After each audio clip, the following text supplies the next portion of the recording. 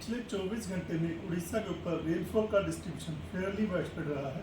इसके अलावा जो 12 जगहों पे हैवी रेनफॉल दर्ज किया गया है। सबसे अधिक वर्षा केंद्रपाड़ा के पटामुंडई में 102 मिलीमीटर दर्ज की गई है। हाईएस्ट मैक्सिमम टेम्परेचर बोध में 37.5 डिग्री सेल्सियस ऑब्जर्व किया गया है।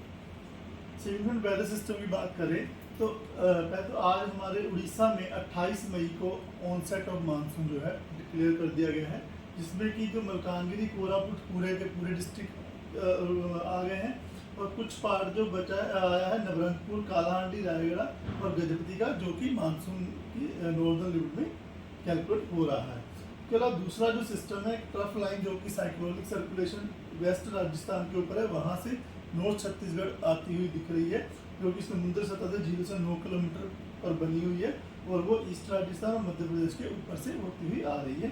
तो इसकी प्रभाव की वजह से जो है बारिश रहेगी हमारे नॉर्थ ईस्ट उड़ीसा की तरफ। और अगर बात करें सिस्टम की, तो जो कि एक कल का लो प्रेशर एरिया था, वो सुबह में well marked low pressure area बन गया था north west bay of Bengal के ऊपर ऑफ उड़ीसा कोस्ट के ऊपर, वो परसिस्ट कर रहा अभी। उसकी जो साइक्लोनिक सर्कुलेशन है वह समुद्र सतह से 7.6 किलोमीटर ऊंचाई तक बनी हुई है और ऊंचाई के साथ वो दक्षिण दिशा की तरफ टिल्टेड है, झुका हुआ है। यह सिस्टम जो है स्लोली धीरे धीरे नॉर्थवर्ड मूव करने की संभावना रख रहा है और यह अगले 24 घंटे में नॉर्थ बे ऑफ बंगाल के ऊपर डिप्रेशन बनने की संभावना रख रहा है। यह डिप्रेशन में बदल जाएगा, कंसंट्रेट हो जाएगा। इस सिस्टम के प्रभाव की वजह से आने वाले 3 दिन के लिए वार्निंग दी गई है। डे 1 की बात करें तो हमारा south Orissa, north coast Orissa, वहाँ पे वाइडस्प्रेड रेनफॉल का डिस्ट्रीब्यूशन रह सकता है और इंटीरियर नॉर्थ इंटीरियर में फेयरली वाइडस्प्रेड डिस्ट्रीब्यूशन रह सकता है।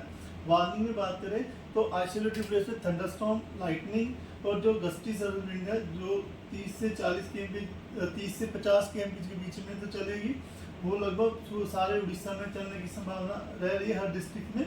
उसके अलावा ऑरेंज वार्निंग या येलो वार्निंग हैवी के लिए दी गई, वहाँ 40 से 50 km की रफ्तार से चल सकती है। तो ऑरेंज वार्निंग में हैवी टू वेरी हैवी जो डिस्ट्रिक्ट दिए गए हैं भद्रक, केंद्रपाड़ा, जगत सिंहपुर, गंजम, गजपति, रायगढ़ और कोरापुट डिस्ट्रिक्ट शामिल हैं। और दूसरा हैवी रेनफॉल में बालासोर, जाजपुर, कटक, खुर्दा, पुरी, नयागढ़, कंधमाल, कालाहांडी, नवरंगपुर, ये सब डिस्ट्रिक्ट हैवी रेनफॉल आइसोलेटेड होने की संभावना रख रहे हैं। इसकी वजह से येलो वार्निंग दी गई है। 29 तारीख को भी होल उड़ीसा में फेयरली वाइडस्प्रेड डिस्ट्रीब्यूशन रह सकता है, क्योंकि कल सिस्टम जो है डिप्रेशन में बदलने की संभावना रख रहा है। तो और हम लोग एक्सपेक्ट कर रहे हैं लगभग येलो वार्निंग तो ज़्यादातर स्थानों पे रहेगी। आइसोलेटेड प्लेस में heavy to very heavy rainfall नीलभंज, बालासोर, भद्रक, केंद्रपाड़ा डिस्ट्रिक्ट में आने की संभावना है। और हैवी रेनफॉल जो है क्योंझर, ढेंकनाल, जाजपुर, कटक, जगत सिंहपुर, नवरंगपुर, कोरापुट, मलकानगिरी इन डिस्ट्रिक्ट में आ सकती है। इसके साथ साथ थंडरस्टॉर्म, लाइटनिंग और isolated gusty service wind speed जो है 30 से 50 किलोमीटर प्रति घंटे की रफ्तार से चलने की संभावना है। डे 3 में जो है मयूरभंज, बालासोर, गजपति, रायगढ़, नवरंगपुर, कोरापुट, मलकानगिरी इन डिस्ट्रिक्ट में आइसोलेटेड हैवी रेनफॉल के लिए येलो वार्निंग दी गई है 30 तारीख को। उसके बाद डे 4 में स्कैटर्ड रेनफॉल का डिस्ट्रीब्यूशन रह सकता है। 31 तारीख को 1 जून में जो है हमारा isolated rainfall distribution north coast Orissa और साउथ उड़ीसा में रह सकता है।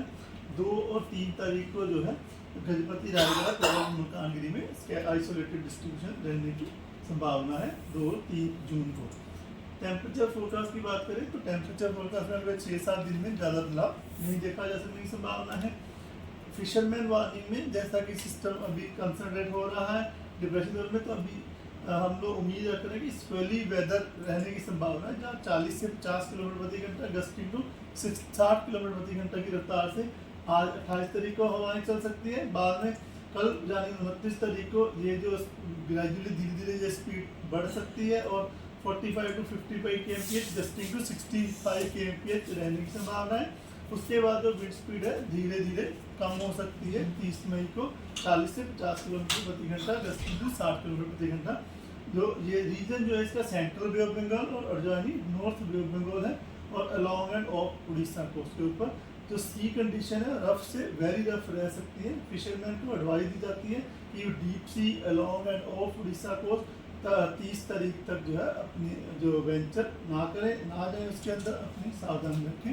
पोर्ट पे भी जो हमारे चारों पोर्ट्स हैं वहाँ चारों पोर्ट्स के ऊपर LC फ्री सिग्नल हम लोगों ने पोस्ट कर दिया है।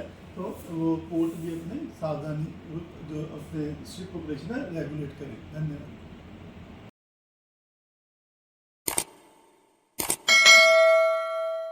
Boarding completed. Nurture. Discover. Fly with pride. TSG Gurukul, the ultimate home for your child.